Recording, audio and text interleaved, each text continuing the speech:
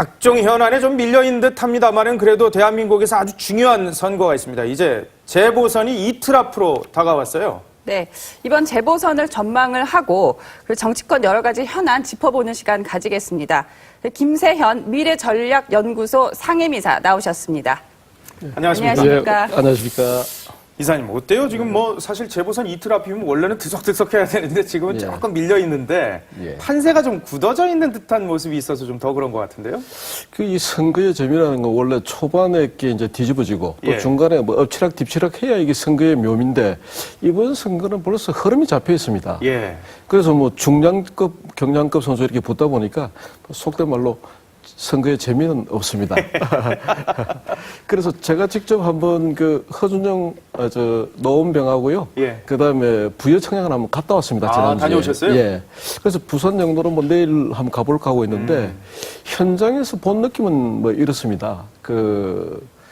지금 현재 노원병 같은 경우에는 지금 안철수 후보의 어떤 제품성이나 또 그분이 매일 말하는 새정치, 예, 그 상품성에 대한 그 큰 흐름에 대해서 허준영 후보가 거기에 대응하는 어떤 이미지나 어떤 전략을 못 만들고 있다는 느낌이 좀 들고요. 예. 그러나 한 가지 이제 허준영 후보가 벌써 한번 선거를 그 지역에서 치루었다는 점하고 그렇죠. 또 그리고 또 새누리당이라는 정당을 가지고 있다는 점. 자, 이런 것들이 혹시라도 뭐 판을 뒤집어내는 어떤 역전 드라마에 어떤 그런 재미를 주지 않을까 이런 점을 좀 보게 됐고요. 부여청장에 이왕구 후보는 가보니까 얼굴이 굉장히 까맣더라고요. 예, 내가 후보 직접 봤는데 얼굴이 까맣다는 거는 좀 열심히 다녔다는 얘기죠. 아닙니다. 그래요? 병이 원래 아팠었잖아요. 예, 그래 좀 그 병을 극복하다 보니까 조금 수척해 보이는 그런 느낌 들었고요. 그러나 이제 위안구 후보는 뭐 아시는 대로 세종시의 세종시를 지키기 위해서 지사직 던졌고요. 그리고 또 뭐 아팠다. 그리고 또 그 병을 극복했다. 속된 말로 스토리가 많은 이야기가 있단 말이죠. 그러다 보니까 그게 동정과 먹히는군요. 예, 먹히고 있고요. 그런데 이제 김무성 후보 같은 경우에는 뭐 바닥세에서 치오르고 있는 상승세란 말이죠. 왜 그러냐면 일단 지난 19대 총선에서 조금 공천을 못 받았다가 또 대통령 선거에 총괄본부장이라는 자리로 들어와 가지고 네. 대통령 선거를 승리로 이끈 이후에 지금 상승세를 타고 있습니다. 그 흐름을 뭐 어떻게 흔들 만한 요소는 없고요. 또 김무성 후보는 또 선수 아닙니까? 그러다 보니까 그 흐름을 흔들리지 않기 위해서 조용한 선거 전략을 구사하고 있는 이 자체가 벌써 뭐 재미없는 뭐 그런 판서로 굳어지는 것 같습니다. 예. 네. 그 뭐니 해도 가장 이제 큰 관심사는 이제 안철수 후보가 과연 국회에 입성하느냐 그 여부인데 그렇죠. 그 보시기에 안철수 후보의 흐름은 어떻습니까? 저는 지난번에 이제 안철수 후보가요, 노원병 출마를 하기 위해서 이제 기구간다 할 때, 네. 저는 야권 정계의 개편의 신호탄을 쏘아 올릴 거라고 저는 예상을 했더랬습니다. 예. 그래서 그때 그랬던 이유 중에 하나가, 새정치의 이미지를 가지고 있는 이제 안철수 지금 후보, 그리고 중도 정치의 이제 손학규 전 대표, 네. 그리고 시민단체를 아우르는 박원순 시장, 이 세 명이 모인다고 하면은 야권 정계 개편의 삼합이다. 그렇죠. 예, 그 정도로 이 세 분이 서로 적절한 자리만 만든다고 한다면은 야권을 다음 수권 정당으로 만들 수 있다고 했는데, 이제 정치력이 생물이더라고요. 그리고 뭐냐면은 지금 현재 안철수 후보는 두 가지 점 때문에 정계 개편의 신호탄을 쏘아 올리지 못할 것 같습니다. 두 가지 이유가 뭔가요? 첫 번째는 박원순 시장 때문에 그렇습니다. 왜 그러냐면 박원순 시장은 지난번 안철수 후보가 서울시장 자리를 양보하면서 서울시장까지 되신 분인데 예. 박원순 서울시장이 내년 지방선거에 있어서 민주당 후보로 도전하겠다. 승부를 짓겠다고. 공언했어요. 예. 그 이야기는 결국은 민주당의 자존심을 세워주는 거거든요. 이것은 안철수 후보뿐만 아니라 모든 국민들에게 진짜 젊은들이 말하는 돌직구를 던지는 박원순다운 정치 구단 같으면서 초당 같은 그런 전략을 구사하고 있고요.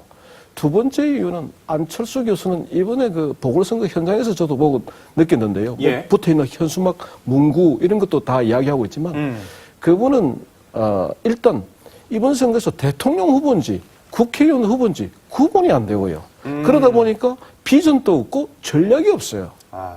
그러다 보니까 조금 어려운 점이 있고요. 또 그 다음에 이제 안철수 전 교수는 이 스탠스도 잘 못 잡혔지만 네. 지금 현재 안철수 교수가 그곳에 붙어 있는 현수막에 보면은 주민 뜻대로 네, 하겠다. 주민 뜻대로. 야, 이게 정치 지도자라는 것은, 정치라는 것은 어떤 갈등을 조정하고 해소해가지고 미래의 좋은 공동체를 만들어 나간다는 게 이 정치의 목적입니다. 그렇죠. 예. 그런데 주민 뜻대로라는 이야기는 그 주민은 어디 있습니까? 새 정치가 없듯이 그분이 말하는 주민은 안철수 후보에게 없는 것 같이 보였습니다. 아. 예.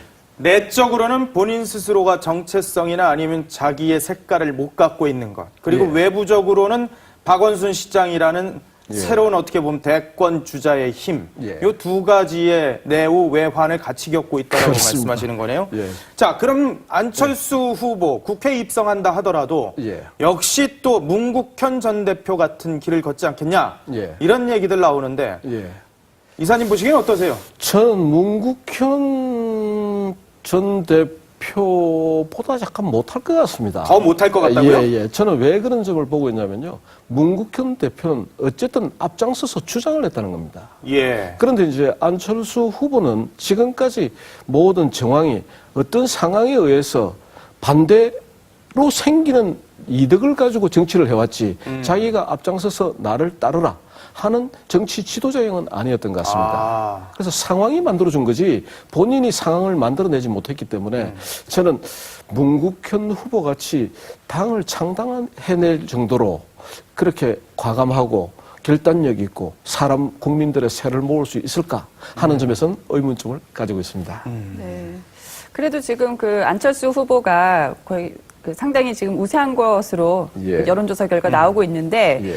그 만약에 이제 안 후보가 이제 당선이 될 경우에는 예. 그래도 그 유권자들이 그 실체가 모호하긴 하지만 그 새 정치를 어떻게 선택을 했다. 예. 그렇게 볼 수 있지 않습니까? 예, 새 정치를 선택했다 이러는데요. 그 새 정치를 선택했다는 그거를 제가 조금 추가 설명을 올리면요. 예, 예. 선거 여론조사에서는 할로 효과라고 있습니다. 할로 이펙트라는 건데 그건 뭐냐면 후광 효과. 예, 그거는 뭐냐면 이런 거예요. 제가 어떤 의견이나 제 경험이나 어떤 판단에 따라서 응답을 하는 것이 아니고 모든 국민들이 또 일반 대중들이 판단하는 그 기준에 맞다고 저는 답을 한단 말이죠. 아. 투표장 가서는 A를 찍지만 국민들의 여론이 B라면 B라고 답하는 게 있단 말이죠. 네. 그래서 새정치라는 이슈에 대해서는 일단 안철수 후보에 대해서 반대할 노원 병의 국민들이나 또 일반 국민들은 어떻게 하기가 어렵다. 그렇지만 새정치의 어떤 구체적인 걸 보여주지 못해가지고 예. 국회에 들어가서 여전히 새정치를 보여주지 못할 것이다. 그리고 지금 국회는 300명이라는 국회의원이 있고요. 그 중에 한 명이다. 네. 그리고 또 정당이 없다. 그러다 보면은 당연히 지금 노원병의 주민 어떤 지역구 발전을 위한 어떤 공약 자체를 이행하는데도 아마 진짜 조금 힘들 것이다. 저는 그래서 새정치의 깃발은 가지고 있지만 들어가면 아마 의정 활동에 몰두하면서 조금 지켜보는 그런 그 스탠스를 취할 것이다. 저는 그래 보고 있습니다. 그렇군요. 예. 아까 그 야권 삼합이라고 표현하셨는데 그 홍어 삼합도 아니고 야권 예. 삼합. 그러니까 안철수, 선학교, 박원순. 예. 여하튼 두 명은 민주당에 들어가 있어요. 그럼 그렇습니다. 안철수 후보가 민주당에 들어가면은 자연스럽게 이 삼합이 이루어지는 거 아니에요? 그런데 안철수 교수가 이제 새정치 했기 때문에 또 민주당이란 배에 올라타기는 좀 어려운 점이 있습니다. 아. 그래서 연말까지 지켜보면서 결국은 이게 이제 안철수 후보가 태생적으로 그 한계인데요. 아. 어쨌든 10월 재보궐선거 때 또 어떻게 되는가, 또 내년 지방자치제 선거의 결과는 또 어떻게 되는가. 예. 이거에 따라서 자기의 그 어떤 권력이나 중앙 정치에 복귀하려는 어떤 이합 집산 세력들의 예. 어떤 수장 정도이지 정계를 개편하고 국민들에 다가가는 진정한 새 정치를 보여주는 그런 역할은 조금 미흡할 것 같습니다. 예. 네. 그 요즘에 민주당의 존재감이 좀 별로 없습니다. 완전히 없는 것 같은데요. 네. 예. 여론조사가 말하고 있지 않습니까? 그렇죠. 이 어떻게 쇄신을 해야 된다고 생각하십니까? 그 쇄신은 말입니다. 뭐 새누리당도 쇄신하고 뭐 민주당도 쇄신하고 쇄신은 다 하는데요. 네. 이 쇄신은 별게 아닙니다. 어떤 쇄신이냐면 국민에게 오케이를 받는 그게 쇄신의 목표고 정도가 돼야 되는데요. 지금 뭐 민주당 안에서 뭐 친노다, 김한길, 주류, 비주류 이런 이론을 만들어내는 분들이 다 자기 개파나 자기 자신의 이익을 넓히는 전략 쇄신이다 보니까 이 국민들이 다 알고 있습니다. 공천 받으려 그러는 거 아니에요? 그렇죠, 결국? 그렇죠. 예, 그렇습니다. 그걸 국민들이 꿰뚫어보고 있기 때문에 제 생각에는 쇄신다운 쇄신이 되려고 하면 일단은 1번이 정치권의 기득권을 내려놔야 됩니다. 그게 이제 안철수 후보도 새정치 하는 게 그 결론적으로 이야기하면은 정치인들은 국민들하고 똑같이 생각하고 똑같이 먹고 자고 모든 걸 국민 기준에 맞춰달라는 거고요. 예. 기득권을 버리라. 두 번째는 국회의원들이 너무 사적인 이익을 앞세우는 것 같습니다. 어떤 공공의 선, 공공의 이익을 앞서는 모습을 정당 활동이나 정책을 해서 치열하게 내놔야 되는데 예. 그걸 안 내놓다 보니까 우리 국민들 다 그러지 않습니까? 아이 저 정치인 저거 말이야 2류 3류고 말이야. 그래요. 저 진짜 한강에 빠지면은 가장 먼저 건져 올려는 게 정치인이라는 말까지 나오는 거 아닙니까? 그렇군요. 예, 그렇습니다. 야당은 사실 지금 전당대회 있는데도 반 김한길 세력이니 합종연회 간다니 그래도 관심이 없어요. 예. 새누리당이 그나마 좀 더 관심이 있는데 예. 새누리당이 관심이 있는 이유가 김무성 후보가 만약에 국회에 입성을 한다면 당내의 기류가 당내의 권력 관계가 다 바뀌지 않을까라는 생각들을 하고 있는 것 같아요. 자, 원내대표는 일단 선거 나옵니다마는 대표 체제가 예. 지금 좀 약하지 않냐라는 얘기들을 많이 하거든요. 예. 당내 역학관계 어떨 것 같아요? 김무성 후보 국회에 들어오면은. 시선 금방 말씀하신 대로 지금 새누리당 안에 이제 비주류 네.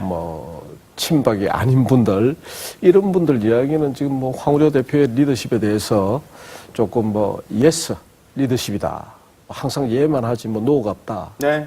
또 원내대표의 이한구 대표님 같은 경우에 너무 일방적인 리더십, 일방적인 대표다. 이렇게 이야기를 하다 보니까. 두 분이 좀 바뀐 것 같아요. 예. 원내대표가 대표가 되고 대표가 원내대표 했어야 되는데. 예, 그런 말씀이 나더라고요. 그러다 보니까 조금 새누리당 입장에서는 조금 지금 현재 지도력이 좀 부재한 건 맞지만 김무성 만약에 후보가 국회에 입성하게 되면은 여러 가지 그분의 역할은 두 가지입니다. 친박 의원들 입장에 봤을 때는 구원투수. 그러나 이제 반박이나 비박 계통의 이제 친이계라 할까 이런 쪽으로 비주류로 좀 본다고 하면 그분들은 용병 선수. 이제 그렇게 교집합이 이루어지다 보니까 그렇죠. 포옹도 되고 화합도 되는 이런 모양새를 갖춘단 말이죠. 그러나 이제 겉모양은 그러하지만 이제 김무성 후보의 속마음은 앞으로 그분의 어떤 진로 또 여권 안에서 권력 안에서 자리를 매김하는 거는 조금 어렵다. 그래서 그걸 좀 그래요? 어려운 게 자리 잡는 게 어려운 게 아니라 그분의 자리 매김이 어렵다. 어떤 점이 어렵냐면 제가 말을 좀 설명드리면요. 그 물경지우라는 말이 있는데 그게 뭐냐면 이제 깜짝 놀랄 만한 친구. 좀 풀어갔으면은 목숨을 버릴 정도의 친구. 목숨을 내가 친구를 위해서 내어놓을 정도가 된다. 네. 이런데 이제 이런 것들을 이제 로마 이런 옛 이야기 같은 데 나오면은 이제 예를 들면 이런 겁니다. 피시어스라는 친구하고 데이먼이라는 친구가 있는데 이 피시어스가 반체제 운동을 하다가 이제 사형을 이제 받게 된다. 이랬을 때, 내 이제 그때는 좀 여유가 있었는 모양입니다. 이제 내 가족과 이별할 시간을 좀 다오. 이러니까 왕이 그럼 너 대신 누구 하면 데려다 놓고 가. 이러니까 볼모를 데이먼 줬단 말이에요. 데이먼은 그 친구를 믿고 교도소 있는 거 아닙니까? 네. 감옥에서. 그랬지만 결국은 사형날이 올 때까지 있어도 안 온단 말이죠. 그래서 처형장에 올라섰을 때 그때 헐떡거리면서 피시어스가 돌아온다. 그래서 그때 이제 이야기는 뭐냐면은 왕이 너희들 친구들 어리나 신이가 대단하구나. 그래 이제 피시어스를 살려줬는데 지금 이제 김무성 후보가 여권에서 자리를 잡느냐 못 잡느냐는 박근혜 정부에 박근혜 대통령에게 물경지우의 신의를 보여줄 수 있느냐 없냐가 그분의 관건이다. 저는 그렇게 보고 있습니다. 아직 못 보여주셨나요? 아예 못 보여줬죠. 그거는 지난번 그 원내대표 그분이 처음에 이제 지난 대통령 후보 17대 대통령 후보 경선 때 새누리당 그때는 조직 본부장으로서 박근혜 후보를 도와줬고요. 그리고 공천을 못 받았다가 친박 무소속으로 복귀를 하고요. 그러고 난 다음에 원내대표 선거 때 내 정치 한번 해보겠다 하면서 또 친박을 떠났단 말이죠. 그렇죠. 그러다가 이번에 총괄본부장으로 복귀를 해서 대통령을 만들었단 말이죠. 예. 이제 보궐선거를 통해서 복귀한단 말이죠. 그런데 지난번에 18대 공천에서 탈락했지 않습니까? 예. 탈락했는데 친이계를 아우르면서 기다렸다가 중앙선대 총괄본부장으로 복귀했다. 지금 그러면 그 이야기의 행간을 읽어보면은 김무성 후보가 박근혜 대통령에게 물경지휘의 신의를 보여줄 수 있느냐 없느냐. 이것이 나는 그분이 새누리당 안에 중심 지도자로 자리 잡을 수 있느냐 없느냐. 그렇게 된다고 보고 있습니다. 그 말씀은 박근혜 대통령이 아직까지는 김무성 후보에 대해서 자, 내 편인지 아닌지, 내 복심인지 아닌지 아직은 100% 확신하지 못했다. 이렇게 읽어볼 수 있겠네요. 그건 저도 잘 모르겠습니다. 예, 알겠습니다. 예, 예. 예, 지금까지 정치권 얘기 김세현 미래전략연구소 상임이사와 말씀 나눠봤습니다. 감사합니다. 감사합니다.